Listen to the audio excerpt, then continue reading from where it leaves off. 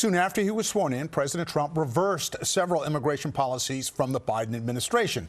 Trump declaring a national emergency at the southern border. He's also trying to end the constitutionally protected principle of birthright citizenship. But attorney generals from 18 states are already suing to block that executive order, declaring it unconstitutional.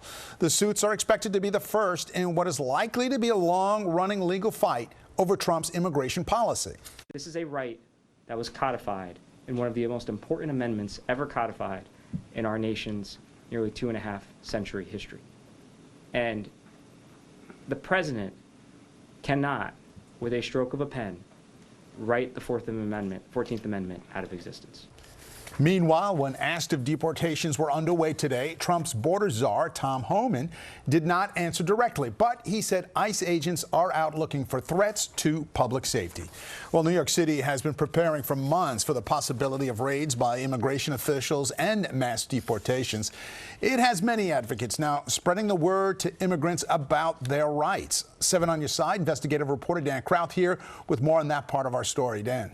David, city leaders tell me they're bracing for the possibility of those deportations. Behind the scenes, they've been working for the past 2 months to train, educate, and prepare people for what could be ahead. That's a big one. A lot of big ones, huh? In the first 24 hours, the president declared a national emergency at the U.S. border and moved to end birthright citizenship, which is already being challenged in court. New York City's now bracing for what happens next. The city's home to more than 400,000 undocumented immigrants. What do you think this will look like? I think it may be a combination of many different kinds of raids. Under the first administration, we saw a lot of early morning 4 a.m. raids in different neighborhoods.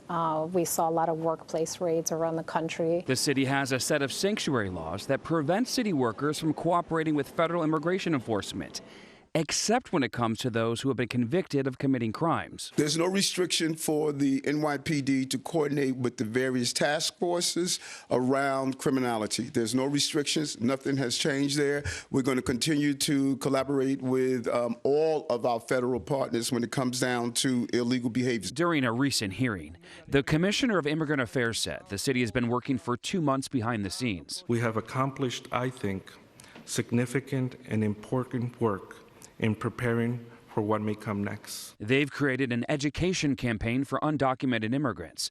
Pamphlets like this, for example, telling them what to do if an ICE official knocks on their door.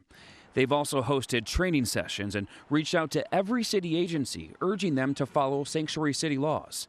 In turn, each department is taking its own action. The Department of Education sent this email to each principal, educating them on the rights of students and how to support them.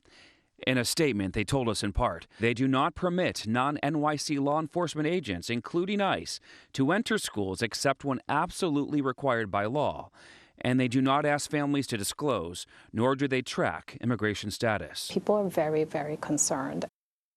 A former federal ICE prosecutor told me targeting immigrants who have been arrested or have pending deportation orders has always been a priority and will continue to be under the current administration.